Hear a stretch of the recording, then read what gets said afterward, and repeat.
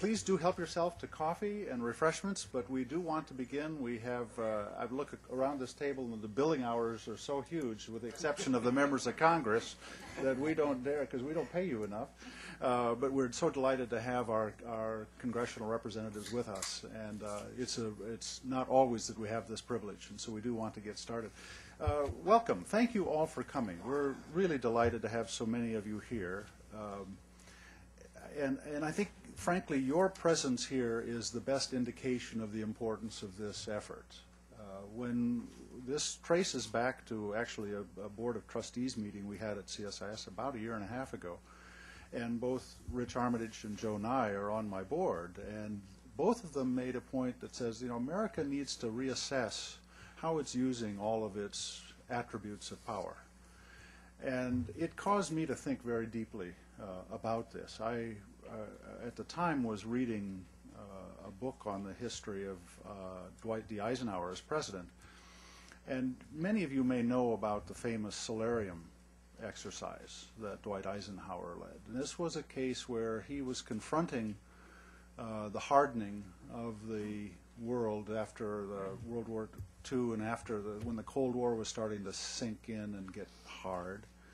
And he sent some of his people off to say, what's our strategy for dealing with this? And what was really interesting for a military man was to come up with a conclusion that, yes, we needed to have a strong military posture to deter the intimidation that was presented by the Soviet Union and the Warsaw Pact. But we really were going to win the long-term struggle based on our moral authority, on our economy, the dynamism in our society, and the opportunities that it presented for the world.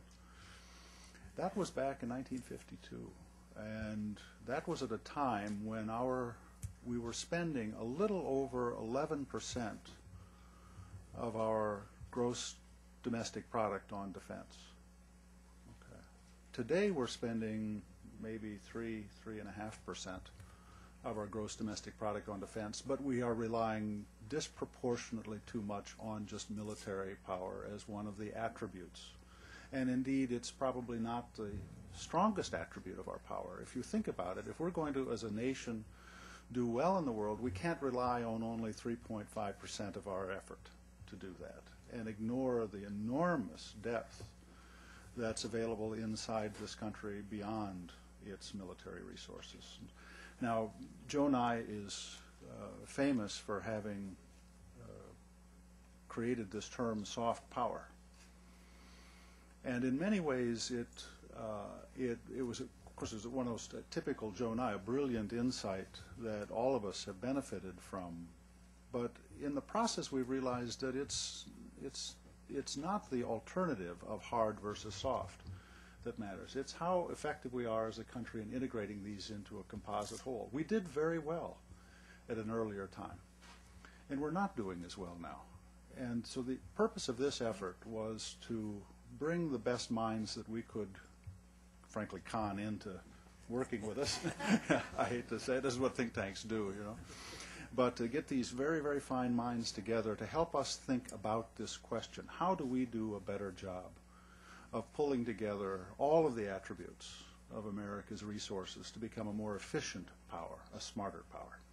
Let me turn to the two co-chairs.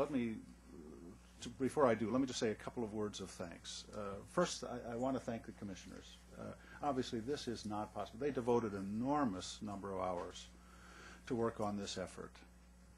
And it would not be possible either without their experience or their personal commitment. And so we're grateful for that. And I want to say thank you to all of them. Second, I'd like to thank an individual who has done an enormous amount in quiet ways in this country. That's Hank Greenberg, who helped make this project possible. And he's really done a superb job, and we're very grateful for that. He is a commissioner, was not able to be with us today. But I will be seeing him shortly to render my thanks because he made this possible. I would like to thank all of you. We consulted widely on this effort and spoke with many of you in this room and others. And it just depends on the collective good judgment of everybody to be able to get a wiser approach to our national directions. And you've been very helpful to us, and I want to say thank you to you for that. Let me thank Carolyn McGiffert and Craig Cohen, who they're the ones that did all the hard work, and I especially want to say thank you. I don't even know where they are right now, but they're here in the room someplace, and I do want to make sure that they know how much I personally appreciate what they've done. And finally, to our two co-chairs, Rich Armitage and Joe Nye were exactly the right kind of taskmasters. They gave us a kick in the butt when we needed it, and they let us run when we knew our directions. And so let me turn to our two leaders to open up the session. Rich and Joe, I don't know if you've decided. Rich Armitage, please. Well, thank you very much, John, and good morning, ladies and gentlemen. I'm going to tell you a little bit about why I accepted this commission, to be on this commission when John called. After 9/11, I think we Americans found ourselves in a rather unaccustomed position of exporting something that's very strange and very foreign. We were exporting our fear and anger after the grievous attack, and I'm one of those who believes it's time to get back to exporting more traditional American values such as hope and optimism and tolerance and opportunity. At the core of the problem, obviously, is that America has made the war on terror the central component of our global engagement. While terrorism is a real and growing threat, the fact of the matter remains that without WMD, terrorism is not an existential threat to our survival as a nation. The terrorists can't force us to change our way of life.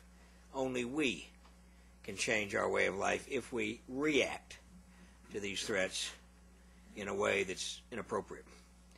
Reacting through excessive use of force or rejection of policies that are important to our friends and to our allies, and appearing to put ourselves above international legal norms encourages rather than counters terrorist recruitment overseas. And through these counterterrorism policies, we've established a reputation for holding a double standard. And that has hurt, I believe, our ability to engage partners when we need them. We've got to strike a balance between the use of force against violent extremists and other means of combating terrorism. We must also strike a balance at home between ensuring that our political leaders don't talk themselves into a corner by using the rhetoric of a fearful America, rather than laying out a positive narrative of strong, healthy, and hopeful America. This is more than just a rhetorical device. It is critical for U.S. national security interest. If we look at the main challenges that we face today, terrorism, disease, climate change, economic inequality, fragile states, the rise of regional powers, none of these can be addressed by hard power alone.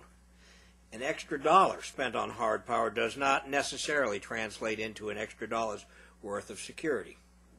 Today, security must be achieved through a variety of means and not just our military. In fact, I would say today more than ever, after 6 years of war, our military is overstretched and our military is weary. Our military is still the best in the world, but it needs to be reset. However, investments in our military should not come at the expense of investments in our civilian tools of power, nor vice versa. In short, this report is about power and how the United States wields it in the world. It is a report about how to prolong and preserve American preeminence as a force for good for as long as humanly possible. It is a report about how to complement U.S. military and economic might, which must not only be maintained but strengthened with greater focus on American soft power, which clearly has atrophied in recent years. We, the commissioners here, want, and as I believe all of you want, a United States which seeks to be a beacon for the world once again, and not a nation which could be seen from time to time as out of step and out of favor. And that's the underlying motivation behind the commission, and I think it sort of encapsulates the core theme of our report. Thank you, John. Just to add to what Rich said, this report is an effort to widen the lens on foreign policy. Obviously, a next president is going to be seized with the problems of Iraq, Iran, and Pakistan and all the things that are in the headlines today. But we think it's important in the debate that's coming up a year from now, between now and a year from now, to think about American power in a broader context. And that's what we mean about widening the lens. Power, we simply mean the ability to affect others to get the outcomes you want. And that can be done, of course, with hard power or soft power. Hard power is threats and coercion, and could be payments and bribes, whatever. Soft power is attraction and the ability to get what you want without having to use so many carrots and sticks. But as John Hamre said, the important part is combining those two in a strategy. Neither one nor the other is sufficient. A smart power strategy is the ability to integrate your hard and soft instruments.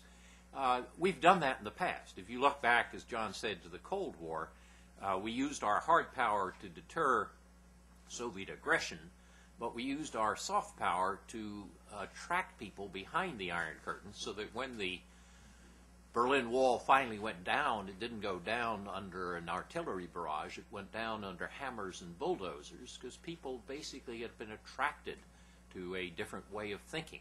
And we're going to have to do something analogous to that in developing a smart power strategy for this struggle that we're going to face over the next decades of dealing with extremist terrorism as well as the rise of new powers and a wide range of foreign policy issues. Right now, we're not doing too well at integrating these instruments into a smart power strategy.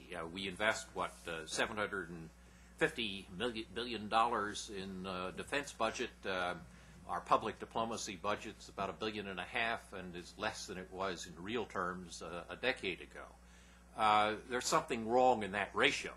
What's more, we haven't figured out how to integrate these instruments. We've done some useful things in combating HIV/AIDS or in increasing aid for development, but we haven't figured out how to pull the various parts together so that we wind up, for example, having the Broadcasting Board of Governors cut our English language shortwave broadcasts, and the total savings of that is about, $25 million, and the cost of one more C-17, which the Air Force doesn't particularly want, it's a great plane, I've ridden in them, I like them, but is something like $300 million? I mean, but there's no place in the government where that even arises as a trade-off, where you can ask how you make that trade-off.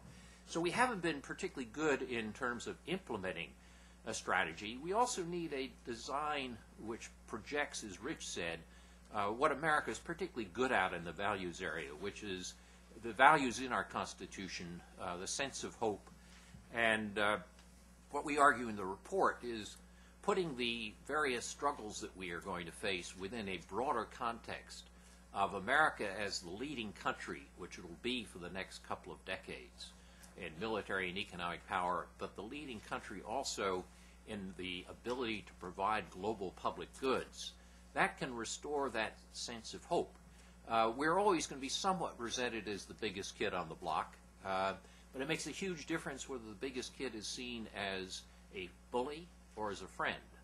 And if we take the model of what Britain did in the 19th century, which is the largest country but provided global public goods which were in the interest of Britain but in the interest of others as well, such as freedom of the seas, an open international economic system. These are the kinds of things where we can provide leadership which makes others want to cooperate with us rather than oppose us. And if you'll, as we go through the report, which I now will ask various commissioners to do, what we're doing is suggesting some headlines and some specific proposals in which we can take that new kind of initiative to have an overall framing of American policy which can put our soft power and hard power back together again. So what we're going to do in explaining this is ask each of the commissioners to take a turn at mentioning this. The 5 major recommendations that we have are reinvigorate alliances and institutions, restore the development, and particularly public health, to a dominant position in foreign policy, do more with public diplomacy, including civil society and educational initiatives, keeping an open international economy, and then using our technology and capacities to innovate to do something serious about the energy and climate issues. And then finally, to get our own act together here at home, to be able to integrate these. So for each of these 6, I'm going to ask different commissioners to take a couple of minutes to say what they have in mind about this. Let me start with the issue of alliances, partnerships, and institutions, and ask Nancy Casabell-Baker if she would take the lead on that. Nancy? Thank you. I am a strong believer, and always have been since serving on the Foreign Relations Committee in the Senate, on the importance of our international relationships through the international institutions. I think we've moved away today from a focus on the importance of working through international institutions by listening to other people's point of view instead of just telling what indeed is our point of view. There have been, and sometimes for important and obvious reasons, disquieting concerns about international institutions, whether it's the World Bank or the United Nations or the IMF, to name a few of the most prominent. But let me just say, I hate to think what the world would be like if indeed we did away with the United Nations. Who would take responsibility for the refugees, as the High Commission for Refugees has done around the world? Who would provide a sounding box, so to speak, for the many countries around the world who value their participation with the larger entities, and form a nucleus that I think we can expand with a more positive vision beyond just a war on terror? I think we have to be willing to listen and learn, as well as convey our own point of view by being willing to take part in a greater role, in a more positive role, within the international institutions. And I think we can help by integrating that with the others that we've been speaking about, by a greater role, I would have to say, on the Hill, in both the House and Senate, with more thoughtful oversight work in the committees, not to just bash one thing or another, but to have a dialogue and oversight of learning and understanding, which can help make the case. Thank you very much. Thank you, Nancy. And just to add a note or two from the report to what Nancy said, we also felt that the United States needed to get on the institutional side away from being associated with things where we thumb our nose at international law, Guantanamo being a case in point, and to move forward with other things where we associate with it. The ratifying the Law of the Sea treaties would be an example.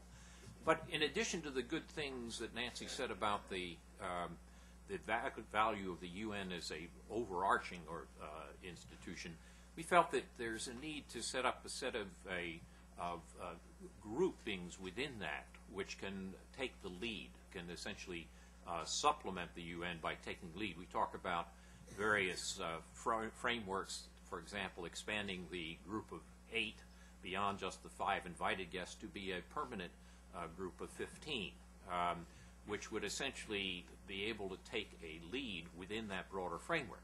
So, for example, in the area of climate and the environment, if you had a grouping of 15 or 20 countries, you have 80% of the world's product, 80% of the world's emissions. And if you met at that level, you'd have a better prospect of making progress than only working within the framework of the whole of the UN. So in the report, you'll see a series of specific recommendations within that broader framework of how we approach this. Let's turn next to the question of global development issues, and particularly within that framework of public health. But let me start with George Rupp. I guess George is at this end. Yeah. Thanks, Joe. Well, I'll make just a few comments about the way in which NGOs in the private sector have a role to play along with government in this challenge of global development. First, non-government organizations are very important as implementing partners for public agencies, whether the U.S. government, the UN, or other governments. Secondly, non-government organizations are very important in attracting private support that complements or supplements government aid, and that amounts to billions of dollars each year. And thirdly, and probably most importantly, beyond any role that NGOs play, the private sector plays an absolutely crucial, makes an absolutely crucial contribution through investment and trade policy. So the question of global development is certainly a matter of public policy, but it also includes needing to cultivate the kind of public-private partnerships that bring non-government organizations and the private enterprise sector into the equation. The Commission calls for a whole range of recommendations. I'm going to just mention 3 of them. The first is directly on the public side. It is crucial that the United States increase its level of commitment, just its sheer financial level of commitment to global development. In absolute terms, because our economy is so much larger than others, we are the biggest single contributor to official or government development assistance. But measured as a fraction of our gross national product or gross domestic product, we fall very far down the list, very close to the bottom of all of the developed countries. And that seems to me an area that we need to redress so that we begin to do closer to our fair share of the investment in the underdeveloped world. So that's one crucial step we need to take. Secondly, the Commission recommends that we reorganize our whole financial, our whole international development operation within the federal government. There are now more than 50 agencies that provide foreign assistance in one way or another. They're often duplicative, they don't reinforce each other, they're uncoordinated. So our recommendation is that we establish a cabinet-level Department of Development as a counterpart to state and defense that would elevate the profile of development assistance in the priorities that the U.S. pursues globally, and would allow a place where priorities could be set and integration could be achieved. And thirdly, we recommend that the U.S. continue to take steps to stimulate public-private partnerships, in particular with a focus on developing locally supported delivery systems in the developing world. That will allow us to connect directly at the grassroots level with countries around the world in which we increasingly recognize we have a major interest. Those are the recommendations we have at a macro level. We also, as is our custom, had a featured initiative that we had in this area, and my colleague Betty McCollum is going to tell us about that. Let me turn to Betty to talk about the Public Health Initiative, and then we'll turn to Rick Barton to summarize all of development. No, I'm okay. I'll do the public. Okay, all right. Betty. Thank you. It's been an honor to be a member of the Smart Power Commission, and I want to thank CSIS and our co-chairs for their leadership in developing this important foreign policy framework for the future. Smart investments in the health of families and communities are the foundation of sustainable development. The report clearly identifies global health as a transnational challenge and a smart power opportunity. The Bush administration and Congress have made significant commitments to battling HIV and AIDS and malaria. It has been a foreign policy success, and it's been tremendous in saving lives. These initiatives must continue, but now we have an opportunity to do even more. In reference to renewing our commitment to global development, the Smart Power Report states, and I quote from it, "As a first priority, the next administration should start with the dynamic and growing field of global health, which affects every person in every nation. Healthcare access is a major issue here at home in the U.S., and we're the richest nation on earth. For the more than 2 billion people on this planet who live on $2 a day or less, it's a matter of life and death. Confronting extreme poverty requires American leadership. Global health interventions are the right place to focus. The next administration should expand partnerships with developing nations to defeat disease and despair by investing in making families and communities healthier. Investing in a global health demonstrates America's commitment to human development and our respect to save lives of the poor around the world. And when we do that, we make the world more secure and more peaceful. It's also in the interest of this nation to save lives while strengthening health systems. That must be part of a global health surveillance network that we are also dependent upon. The report proposes creating the U.S. Global Health Corporation as an innovation to expand the focus of America's investment in global health. This proposal would take on challenges such as confronting the health worker shortage by investing in training doctors and nurses and other skilled health workers. It would also prioritize one of my top legislative priorities, investing in child and maternal health. 6 million newborns and young children die every year in poor countries from treatable diseases. We can prevent that. More than 500,000 mothers die needlessly every year from pregnancy-related causes, and millions more are permanently disabled. Child survival and maternal health should be the foundation of America's global health platform. If healthy systems in poor countries can be strengthened to meet the needs of women and children, then we have a platform to more successfully confront HIV, TB, malaria, avian flu, and global health threats. The Smart Power Commission report elevates global health as a priority for investment and action. In America's foreign policy and security toolbox, we possess the resources, the knowledge, the commitment to save lives and establish a healthier, safer world. But what will be required will be the political will to move forward. This is an excellent report, and I strongly support its findings and recommendations. As a nation, we will need a wise and determined president to act upon the contents of this report. America's leadership is essential to global security and opportunity, and this report offers an excellent pathway forward. Thank you. Thank you, Betty. And let me now turn to the topic of public diplomacy, civil society, and educational exchanges, and ask Terry Tubman to start us off. Thanks very much, Joe. We all know that the ability of the United States to influence the behavior of others and to secure willing cooperation depends directly on the way that other people see us.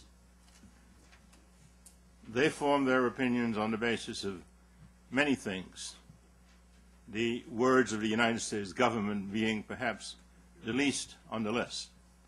As George Rupp just mentioned, the NGO, the non-governmental organizations and organizations abroad, reach down to the grassroots level and influence the way that people see Americans. But there is a job for the government to do in order to communicate more effectively with the other peoples of the world. And considering the wide varieties of cultures, of history, of expectations that are abroad, we have to be able to reach out and do that. And we are a blessed country, an extremely fortunate country, because we have in this country the greatest diversity of population from anywhere in the world. We have all the ethnic, the geographic, the religious groups represented in the United States. People who have been here for generations, who helped to build this country, who are fully a part of it, committed to it. And yet, as you look in the halls of power, there is no reflection that this is the kind of country we have. We decry the fact that we don't find people who speak certain languages or who understand the cultures of other areas.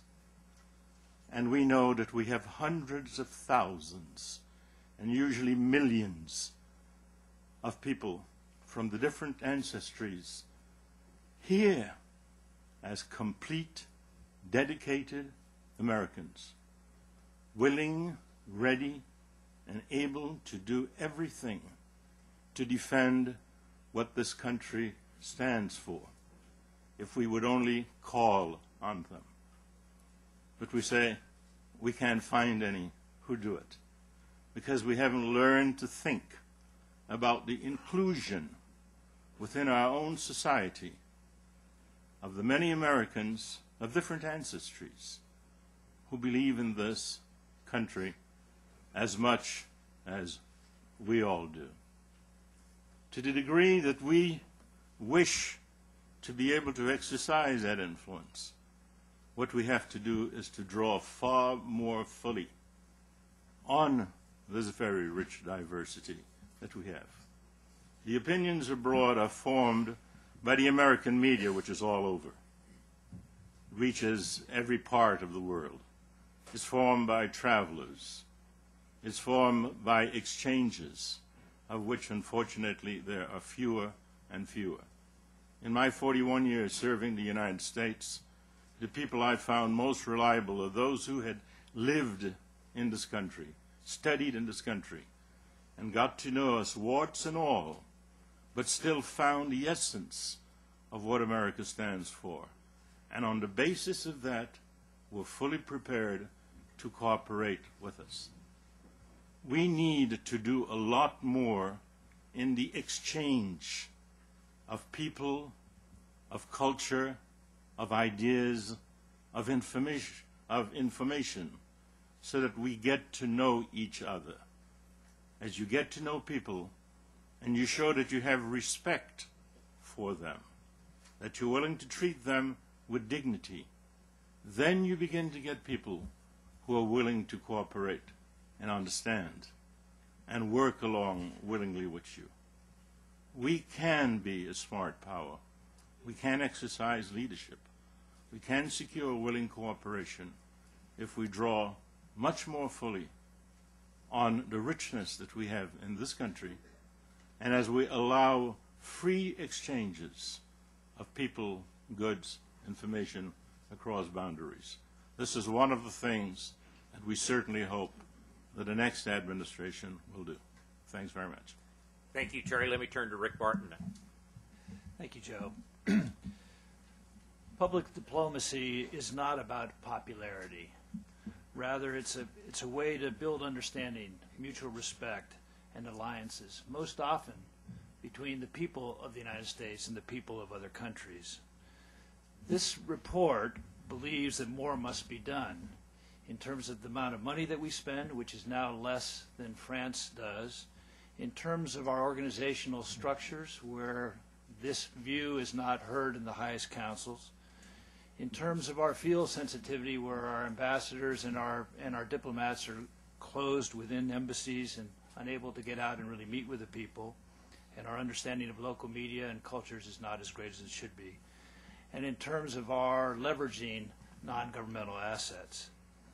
We agree with Edward R. Murrow, who famously said that the critical link in the international communication chain is the last 3 feet of personal contact. With that in mind, we recommend a focus on youth. We believe in the increasing awareness of our young people, where 1 of 4 says that he or she will study, live, or have other contact abroad in their lifetime. We recognize the dominant global demographics of most of the countries that we're working in, such as Pakistan, where 50% of the population is under 20. We emphasize student exchanges from the U.S. and to America. We believe that we need to build on the existing strengths of our educational institutions, the diversity of choice, innovation, quality, and openness. We see that Fulbright applications are at an all-time high, including from the Islamic world. But we recognize that there must be a greater ease of access to the United States, including our visa process. So we urge the following steps. We think that there needs to be that we need to expand the successful exchange and education programs that now exist. Congress should double the amount of money, the $183.9 million that's presently appropriated for the Fulbright program. We should expand the State Department's successful International Visitor Leadership Program and the Department of Defense's National Security Education Program. We think we should emphasize the U.S., China, and U.S. and India educational funds for obvious reasons. We think that there should be a 10-year special allocation of funds administered through the Fulbright program to create a new generation of American specialists on China and India. We think that we have to expand Middle East language competencies, and we need to draw more on America's cultural advantages, which Terry mentioned so eloquently.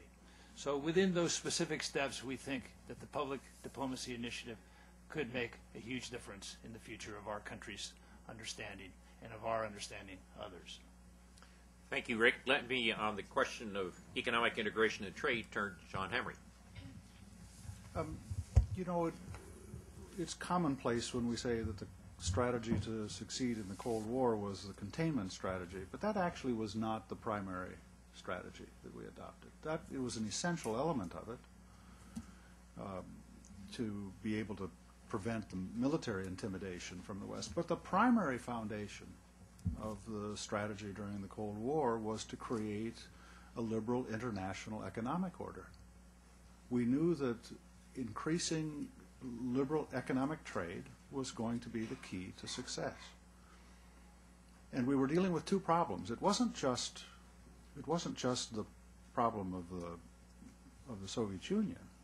It was that in the 1930s we crippled ourselves by the way we contracted our economy and put in trade barriers. Smoot-Hawley was the greatest self-inflicted wound in America's history. And we started in 1950 to dig out from that. And we have consistently, for the last 50 years, been trying to reestablish a more international, liberal international economic order. And it has lifted billions of people out of poverty. Our recommendations here are probably not going to be popular in this Congress because we are saying that we need to step past our fear and anger and paranoia about immigrants and about imports. Right now, America is obsessed with its vulnerability in the face of globalization, and yet it is going to prosper if it engages globalization, not tries to protect itself from globalization. So the recommendations in this report call for America to take the lead on trying to revitalize the Doha round in WTO, and for America to take the lead in creating a free trade bloc inside the WTO, and for America to take the lead in providing, without reciprocity, lowering of barriers to third world countries for their goods and products.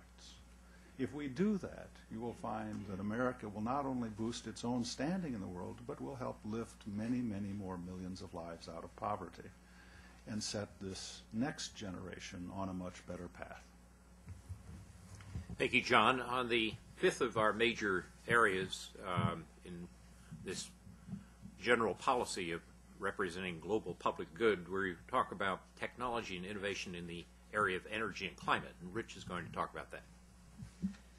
The least technically capable person on the panel will now talk about technology and indeed the climate. Look, 35 years ago we had a huge energy shock, 1973, and since then nothing has been done. Politicians and others flap their gums about it, and we've no policy, energy policy. Second, to the extent people do talk about energy these days, they talk about energy independence. It's a chimera. It's not possible. So we ought to just purge that from our lexicon. And third, that I think it is generally and broadly accepted that energy security is not a domestic issue any longer. It's a national security issue. And all this takes place at a time when demand is rapidly approaching supply, which puts a premium on having much more efficiency in energy. All at the same time that we're wrestling, all of us, with a carbon-constrained world. I think there is a general recognition that we all have a responsibility to capture CO2 emissions. None of us have the real answer on how to do it. We've put together several suggestions on a way to move forward, increasing our energy efficiency while at the same time trying to compete in a carbon-constrained world.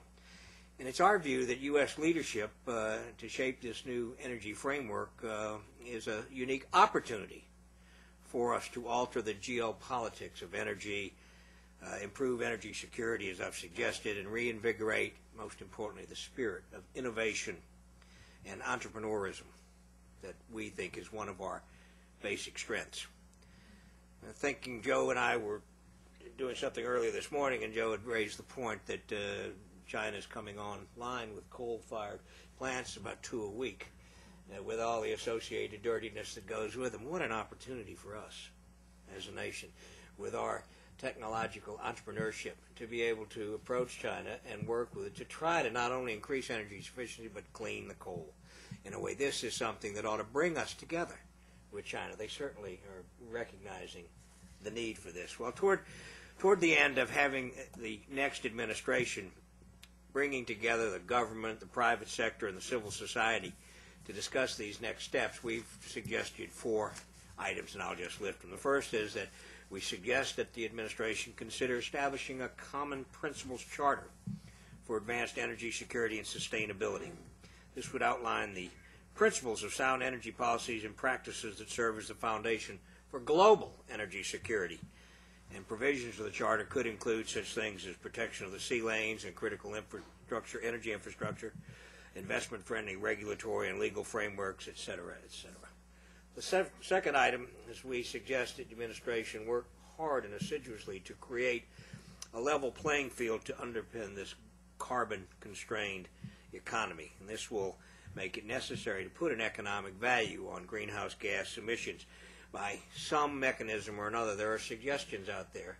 I don't think anyone has chosen what mechanism might be best, but certainly consideration of this by the next administration we feel is an absolute necessity. Third, set up and fund a joint technology development center.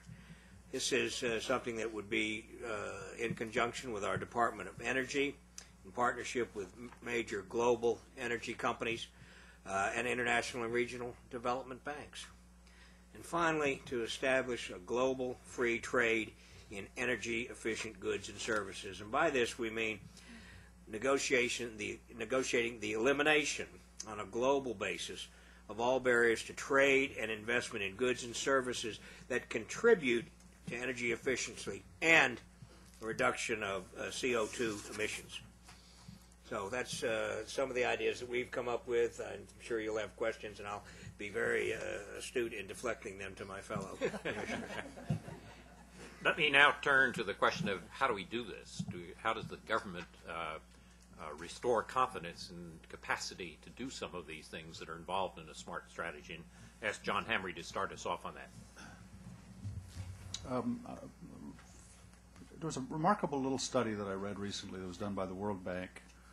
It was called How the Wealth of Nations is Measured. And it's an econometric study that tries to evaluate the wealth of 180 countries and put them into 3 categories. Natural wealth, meaning fisheries, forests, agricultural wealth, mineral wealth, etc. Produced wealth, and that would be things like buildings, factories, infrastructure, bridges, etc. And the third category was intangible wealth, which are things that you can't measure as readily, but it's such things as the quality of your workforce, the education system, the efficiency of your judicial system, the cohesiveness of your society, etc. What was startling was how much of the world's wealth resides within this intangible category. Matter of fact, for developing countries, the average for developing countries, 59% of the wealth of those countries was in intangible wealth. For the United States, it's actually 83% is in intangible wealth. Now, if you look at each of those categories, in intangible wealth, the efficiency of the education system, the efficiency of your judicial system, having a rule of law that protects intellectual property and physical property, the cohesiveness of society, the sense of belonging in a society. Almost every one of those attributes is a product of government. In other words, the quality of our government is directly contributing to our wealth as human beings. Now, we do not invest in quality government. We frankly have an angry politics in this country. We disparage our politicians. We need them, and yet we disparage them. We do not bring forward the kind of respect and honor that we have for those people in public life. And let me just privately again say to our members of Congress that joined us, I want to say personally thank you to you for being willing to do this. Senator Cassabaum, you served many years.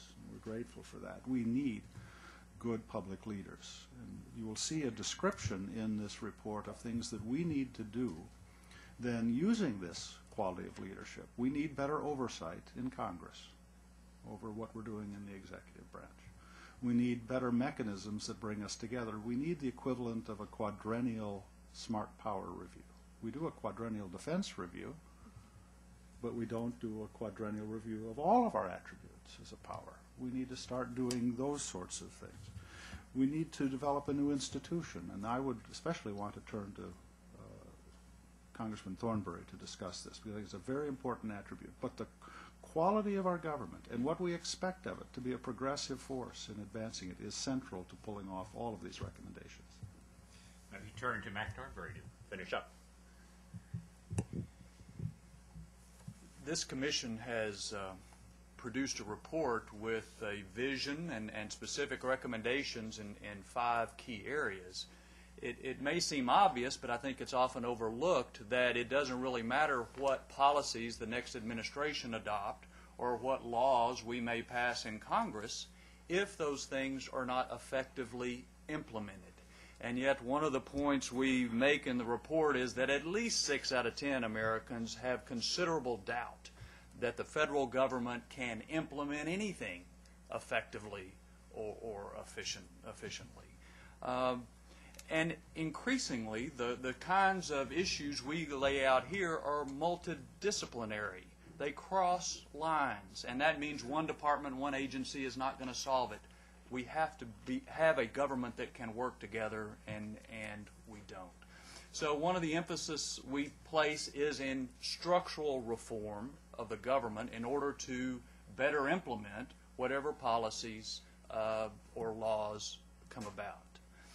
That should include, in my opinion, and the Commission believes, reaching out beyond government. For example, one of the recommendations we have is to create a Center for Strategic Communications outside of government, a nonprofit entity that can reach out the amazing expertise in this country in polling, research, communications of all kinds, and tap into that in order to make better use of it in promoting the policies of the United States. We've got to be creative, not be limited by our stovepipes, and be willing to push for reform. If I can say one other thing, I suspect Betty and I don't vote together very often in the either-or sorts of situations we're presented with on the floor of the House. And yet, all of us on this commission from both parties, inside and outside of government, have come together on a report and agreed to it unanimously in 5 key areas. One of my greatest difficulties is to go back home and be honest with the people about what's going on in Washington, but not leave them in despair.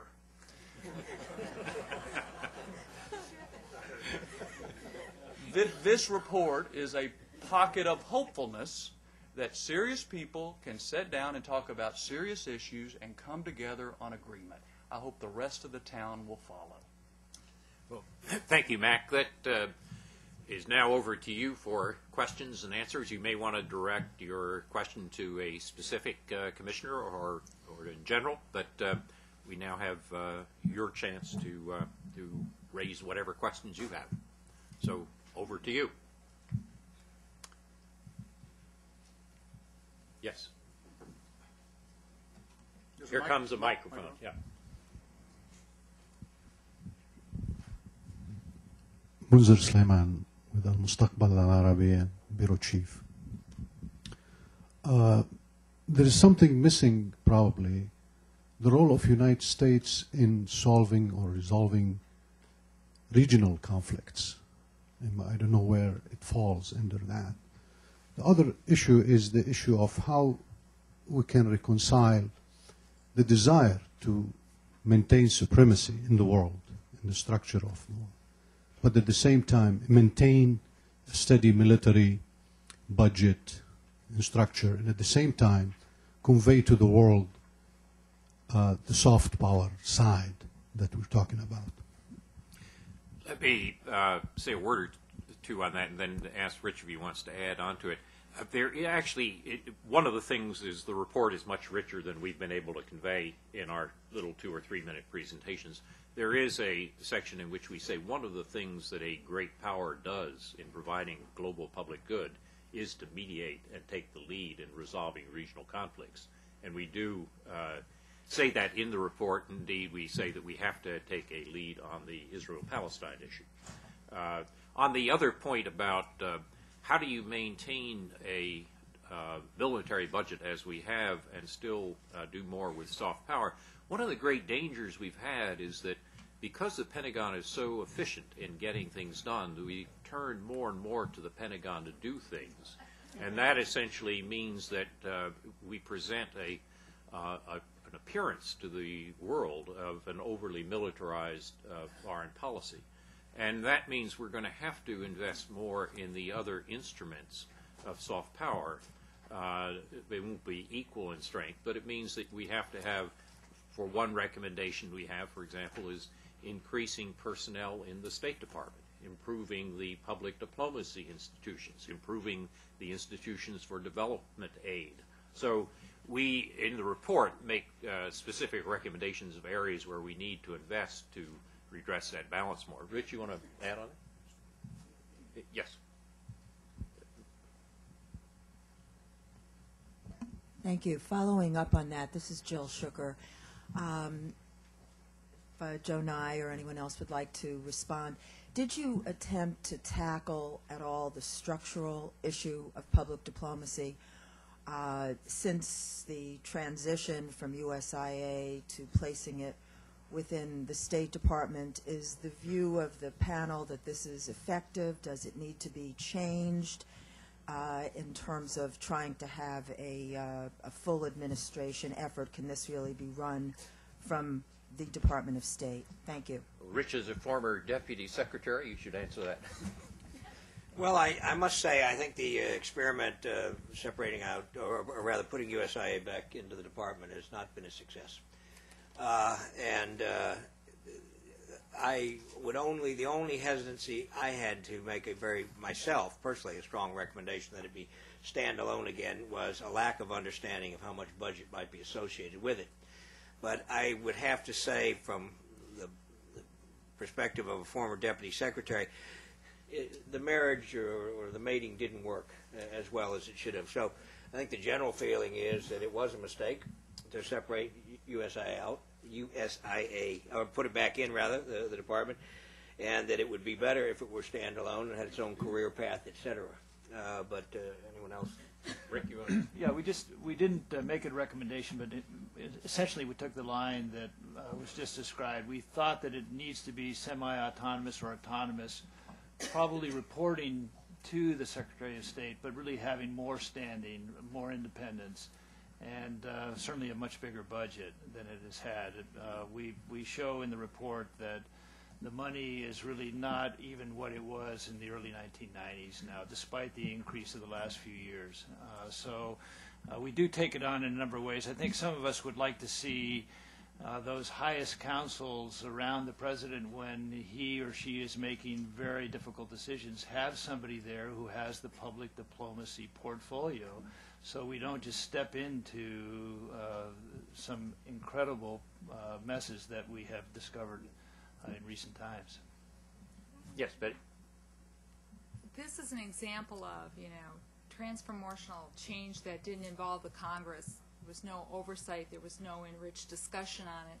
And so I remember the first time meeting with the administration on this in my office and finding out what was included and what wasn't included in the State Department. If this was about bringing things together to really make sure that we were getting the most efficiency and the most effectiveness out of our aid dollars. The fact that we had USAID over here, Millennium Challenge Corporation over there, PEPFAR over there, yet they were all supposed to be integrated and kind of working on the same issues. So I think that we really do need to see our new president really look seriously on how best to increase public diplomacy, and that's going to be what George was talking about and others had mentioned, and that is looking at all the different entities that are involved in this. I mean, the U.S. Department of Agriculture plays a role in food security in these countries too. So we really do need coordination, but it means full coordination and not just the administration picking and choosing how to put things together, which in essence then protects some programs and makes aid programs compete amongst themselves. Yes.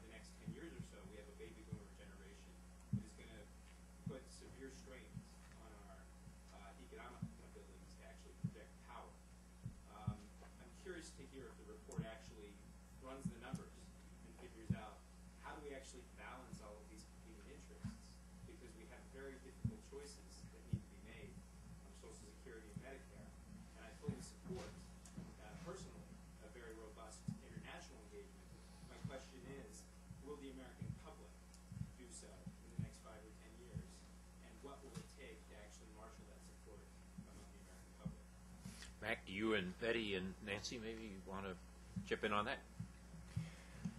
Well, I guess the short answer is leadership. This report does not try to solve all the problems of the United States government's budget or fix the entitlement issues or all of the issues related to the military. As I mentioned, it sets out a vision ahead with some specific recommendations in 5 very key areas. But there's no doubt that it will be up to the administration and the next Congress to pursue those things if it chooses and make those difficult budgetary decisions along the way. Our view, though, is that if we ignore the areas that we have in this report, it will be much to our detriment. Betty? Well, you mentioned that you're from a younger generation. The younger generation people get it. Business people understand how interconnected and interdependent we are. Children graduated from high school and college understand how interconnected we are. And if we don't use every tool in our toolbox to develop a more secure world, a more peaceful world, we are going to be hard-pressed to even address some of the challenges that you brought up.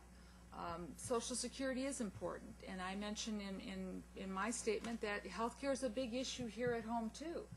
But it's also important with what we're seeing, the discussion about the next pandemic, avian flu, that we've used our tools widely, not only to help secure our own health population, but when we help secure the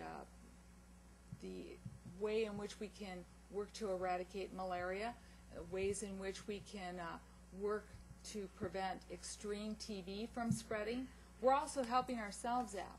So we need to be a lot smarter in how we do it, but I think in this case, and I'll speak from my generation and above, as well as most members of Congress, we don't get it the way everyday Americans really are understanding what's going on with our interconnectivity. Nancy? I might just add that I think actually what we will really care about as a nation is if we have confidence and trust that we're managing things well. I think we can't sell any new initiative unless we can also recognize the coordination and effectiveness of management that comes. And I think there is a lot of distrust today that we aren't doing these things in a manner that gives people the confidence of the globalized world we live in. And if we can't convince people of that, then we are not going to be able to accomplish many of the things here that we wish to do. But I'm a firm believer we have to be far better in management and effectiveness. I would just suggest that maybe we ought to leave USIA where it is, Rich, and give it a chance with management and direction that will make it more effective. And if it will prove that we can't do that, we can't enhance our library programs abroad and some of these things that we used to do through USIA, then we need to reconsider. But until we can prove we're effectively doing it and managing it so that it is accomplishing what we wish, I think we have failed in that, and maybe it's beyond us to do so. But if we can't do it, then we're going to fail in everything else. Rick, you wanted to? Just a quick point. Early in this process, we did a listening tour of four important presidential states: South Carolina, Iowa, Minnesota, and New Hampshire. And then we also looked at a lot of the polling that was coming out. And it's clear that the American public that we met with, about 240 people in 36 meetings, basically said that they would rather have trade-offs than plus-ups. And so then we started to give them choices. If there was a group that was somewhat in favor of more soft power, we'd say, well, if you were running the State Department and you had a choice of spending $600 million on a new embassy in Baghdad or $600 million to prepare 600 Americans to be thoroughly capable to operate in a place like Baghdad, which would you choose? Overwhelmingly, I mean, it was 99% of the people said they would rather have the money spent on developing the talent. Then for people who were on the hard power side, we asked them, well, would you be willing to trade an aircraft carrier, say a $6 billion aircraft carrier, for our ability to really understand and operate freely in these countries? People at Bob Jones University said, I'm very much in favor of a strong defense, but at this time, I would rather see the $6 billion spent on developing the human capacity. So people see these trade-offs, but those trade-offs are not really offered to these people, to our people. And so even though they're overwhelming, I mean, they're 92% of the people. I've had 4 people out of maybe 500 people at various public speeches who've said, build the embassy. Almost everybody else has said, I'd rather have the other. Yeah. I'll just finish up with a footnote on this, which is it's also important to keep this in perspective. If you look at what we're spending overall on defense and international affairs, it's about half of what it was during the Cold War. So are we capable of doing more? The answer is yes. And within that, when you do look at trade-offs, look at what we spend on the World Health Organization and the Pan American Health Organization. $150 million. That is peanuts. I mean, that's lost in the noise of the defense budget. And yet, if we had a pandemic, and you ask what would be the cost of a pandemic on this society, they'd be enormous, in the billions. So there really is, I mean, you're right to point out the budgetary limitations, and the report does not try to do, as Max said, doesn't do all the budgetary math, but we try to provide a perspective in which, as people do that careful accounting, they will see this from a larger picture. Yes. Yes.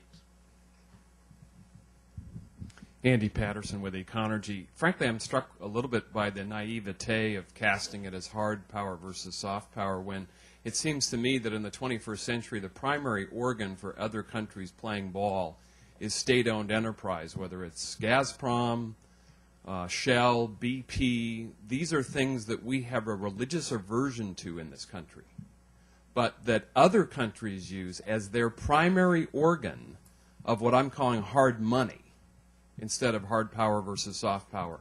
we are losing the field in Latin America to the likes of China Petroleum, Spanish utilities, European banks, all state-owned enterprises. And to Nancy's point about management, the other countries are playing by letting those state-owned enterprises take the lead as our private enterprises are retreating. And so our private market hasn't filled the void. The other countries are stealing our lunch and the foreign landscape by using state-owned enterprises and their best people in them, which is the second structural problem we have, to basically take the field. So I'm curious how the panel would incorporate hard money and coordinated investment in between hard power and soft power with these other companies taking the field from us. John? This was not explicitly discussed in this report, but we have done some work on this very area. There's no question that over the last 30 years there has been a shift from private sector oil companies to government oil companies around the world. That doesn't obviate what we think is still the best strategy. That we still think as a nation that it's best to put these capacities in the private sector and to have a partnership with them in the private sector. Now, it does raise the question about what is the role of the United States government on behalf of those private entities, and that's an unresolved issue. It is important for us as a nation to stand up for the rights of our companies when they are challenged through other international action. In another study that we've done here at CSIS, we discussed that, and I'd commend you to look at that. We don't think that your point invalidates the model that the United States has embraced historically. That the tragedy about government oil companies, with the exception of some very notable exceptions like Statoil and Aramco, is that their inefficiency is going to hurt everybody. And I think that's the greater problem with these companies. It's not that they are impinging upon America as much as that they're denying their own societies. But if I may, your point, this phenomenon of national oil companies is one I know all of our major energy companies are wrestling with. But you might look at the example you raised of China. China is using her soft power, and says it, in order to get herself in a position in many countries around the world to take a dominant position, whether it's in Africa or in our own hemisphere. They are, as you've suggested, putting very good people who are no longer promoted because of party purity or seniority into positions of prominence because they're capable. That's the first thing. Second, if you look at the travels of a Hu Jintao of China, he goes early to the international meetings, they invest money, they tour, they do all these things that we used to do. Rather than having now a president who comes in at the 11th hour for a meeting with 850 people and several armored limousines and helicopters and C-5s. So they say they're using their C-5, their soft power to sort of infiltrate, if you will, if I can use that term, into various regions. They're trying with great success in Africa right now. Yes.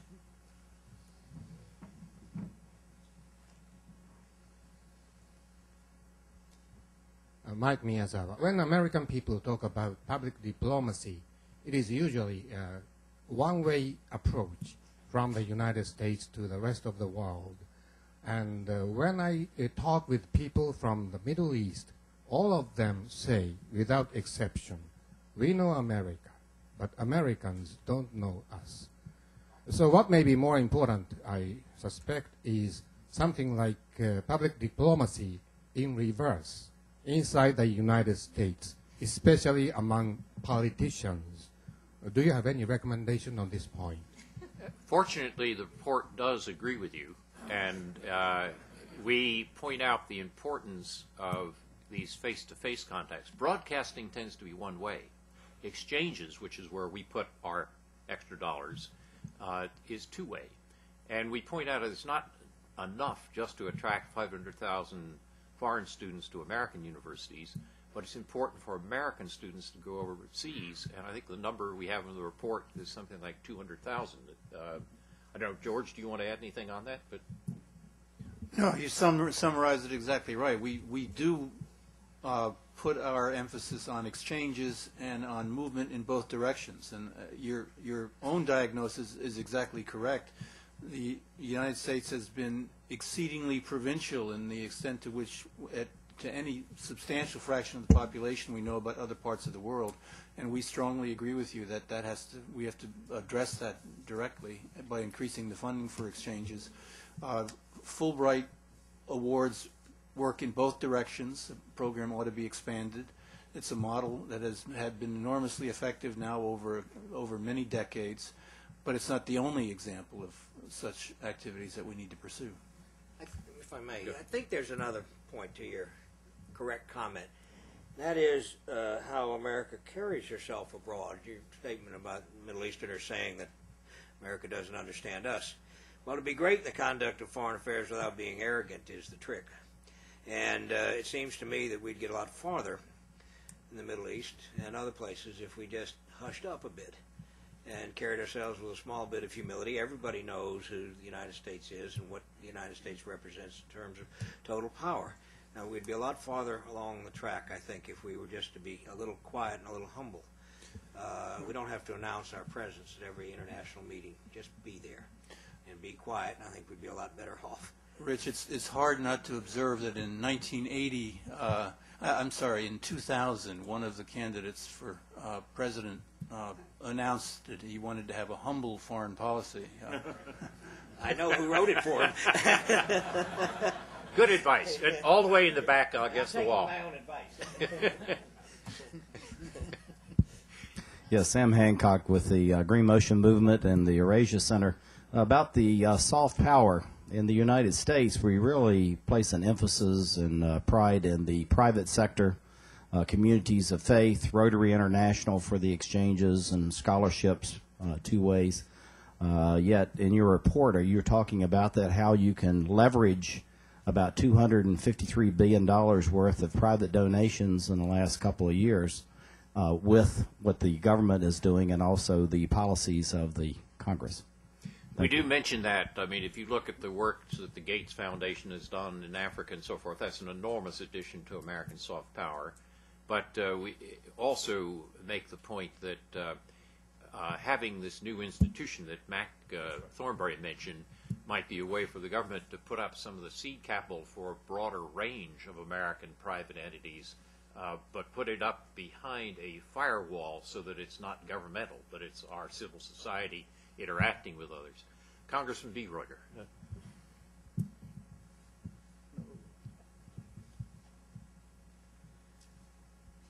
Doug B. Ryder, the Asia Foundation. I noticed that after 9/11 there were 7 major commissions or task force that looked at public diplomacy, and all of them said we should use the tools and the capacities of the private sector. And 6 of the 7 mentioned the NGO community and the civil society programs. And those are music to my ears. I think mostly when we think about public diplomacy, we think of the State Department and USIA. But I think public diplomacy is too important to be left to the diplomats. And I wonder if you address the subject of voluntarism, because it seems to me that the most effective public diplomats for the United States are American citizens doing voluntarism abroad, whether it's the farmer-to-farmer program or the retired executives. And not only do they show America at its best, but they come home and address this gentleman's point. They become missionaries back home in their communities for our engagement abroad. And so for dollar, I think that voluntarism is the biggest asset we have, because what we have as the most important part of our wealth is unlimited talented people who have their heritage back in these countries, still have the languages. And so I wonder if you address the importance of voluntarism in public diplomacy and soft power and therefore smart power. Terry, you mentioned this. Do you want to comment on that, or Rick, either one of you? Yes, I think there's a lot of attention paid. In fact, I mentioned as I was speaking that the part played by the U.S. government is really small compared to the massive impact of the non-governmental, private civil society groups that are abroad. And the creation of the special commission is to get a group that has a firewall that will work with the private sector. I think the U.S. government can do a lot more in terms of harmonizing the activities that we do with the enormous amount done by the private sector. There should be people who get to know what the private sector is doing abroad and who has enough conversation and exchanges so we can see the total impact that is being made. And I think that idea is generally within the report. You're quite correct. Did you have in front here?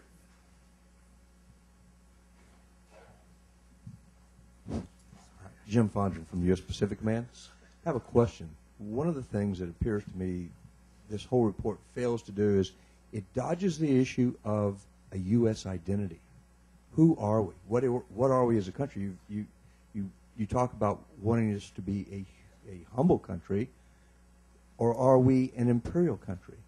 Since the fall of the Berlin Wall, we haven't identified who we are. We have not had clearly identified national interests or national security objectives, and we've been on a continuous slide. We've been trying to exert global leadership, but who are we as a country? We've never really defined ourselves. So how do you do that and justify your report? Rich, do you want to answer that, or I will say a word? Go ahead. I'm not sure I'm competent to answer it. I think who we are is defined through our national values. It's not a matter of ethnicity or skin color or religious preference. It seems to me that historically, and the present debate about immigration is, I hope, a little aberrant, but historically we've been fairly to greatly successful in accommodating people of different cultures and allowing them to keep their cultures while accepting our national values. That's one thing. You're talking about defining our leadership role in the world. Are we an imperial power? I think I would say not, that we, for the most part, our history is one of non-colonialism, the Philippines being the one exception, and is not, as Colin Powell used to say, coveting no more ground than the 6 feet necessary to bury our dead. So now that's all different from how a sole superpower, which is what we found ourselves in, carries itself in the world, a nation which has interest in every part of the globe, and without whose active participation nothing very meaningful takes place in any part of the globe. So that's the position we find ourselves in. So I think I'm thinking while I'm talking, I think I'm agreeing with you that we haven't straightened on what the total purpose as a national consensus of our sole superpower is. But I think as Americans, we know who we are as defined by our values. Yeah, I would just add to that, I agree with that, I'd just add that the report does try to deal with that. What it says is we're going to be the largest superpower for another couple of decades. But as I mentioned in my comments, it's a difference being the largest when you're seen as a bully or as a friend. And we suggest a series of concrete measures which can make us be seen as a friend, promoting global public goods and exporting hope and not fear. That's very much a question of who we are, and the report I would submit is addressing our identity. There's a third row back here.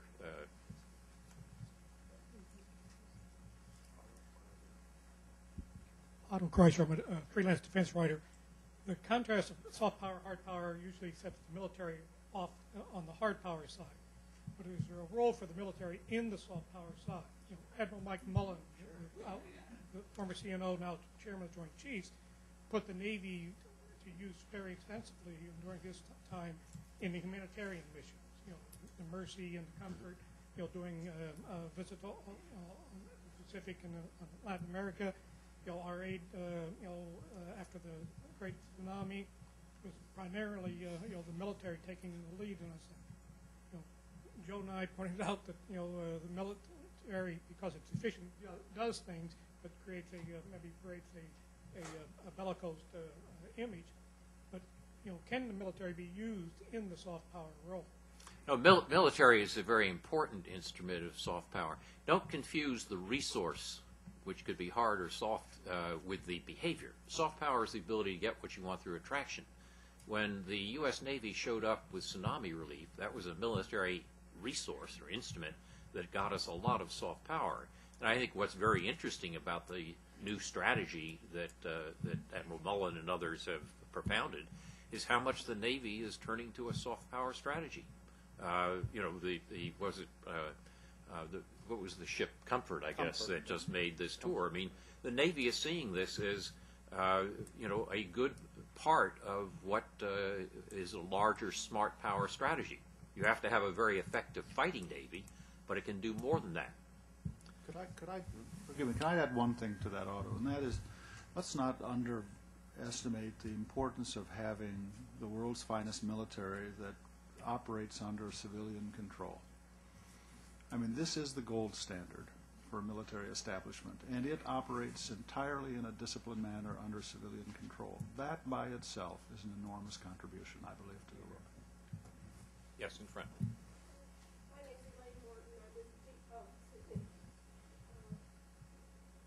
Elaine Morton, GDP Associates. I was struck by your proposal to have a joint technology center. And when I was in the government, I proposed having a transatlantic science foundation. And we were never able to implement this because of the issue of proprietary rights. So say you have scientists of different countries and they cooperate and they develop a new fuel cell or something like that. Then in the transition to applying it, you run into a lot of thorny problems, and I was wondering if you had considered that and what your position is. No, as I recall, we did not consider the question of proprietary information and intellectual property that's developed through these joint development center. But it seems to me that if it's governmentally driven, then there can be a governmental government-to-government agreement on this. I don't think it's insurmountable, but you've raised a point that we did not consider. Yes, in front.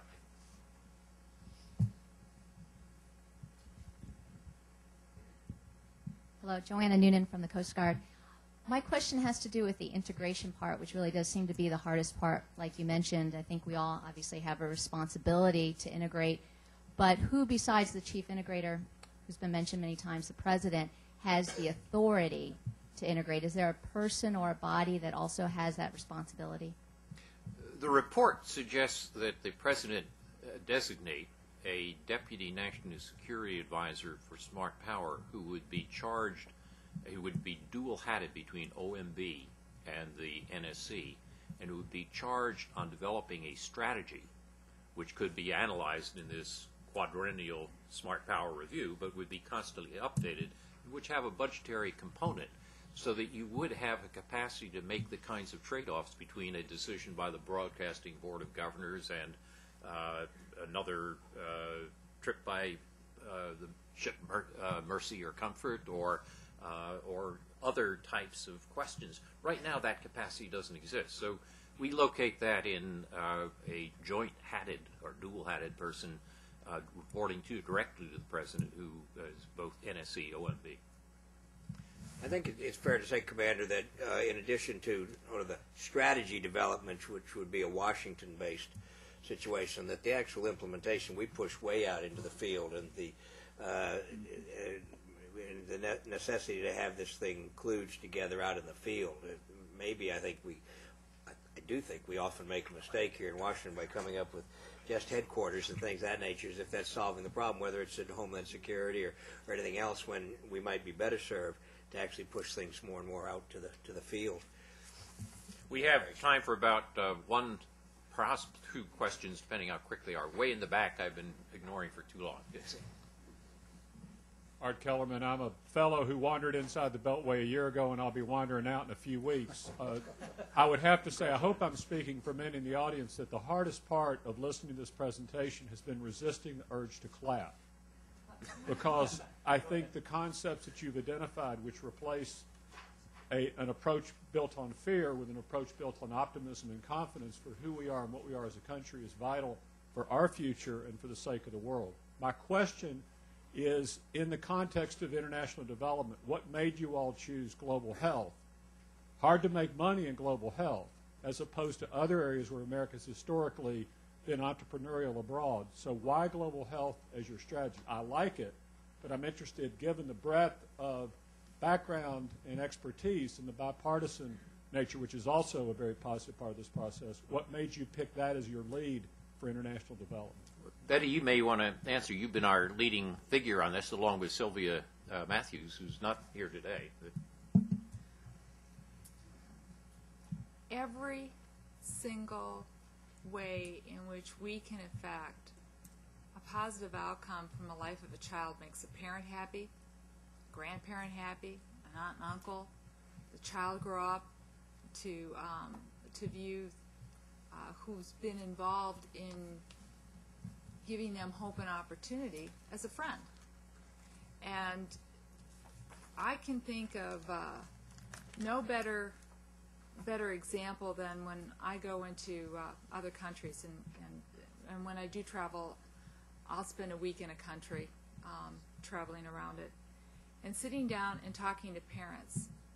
And parents know, whether it's the UN, they know the United States funds that helped with the immunizations for their children. Community leaders know that it's the bed nets that are being provided by the United States that's made malaria just phenomenally go down in Tanzania, which leads to more productivity, healthier children, more attendance rate in schools. They get that. And when you make the difference in the life of a child and in a community, you create an opportunity to leave space for someone to follow you when you go in and ask for their help, or for them to take a view internationally on something. And right now, global health, I believe, is the one way in which people don't see the United States coming in with an agenda. Other than that, as human beings, we all care for our children. And could I add, this is also an area where there is so much talent and resources and energy in the private sector that's willing to partner. So you get Save the Children, Project Hope, Gates Foundation. The world, this country is full of people that want to help with this problem. All we have to do is to use our capability to bring that to the problem. It's a great opportunity for everybody. I'm afraid we have exhausted our time, and but I want to thank you all for attending and commend you for the good questions.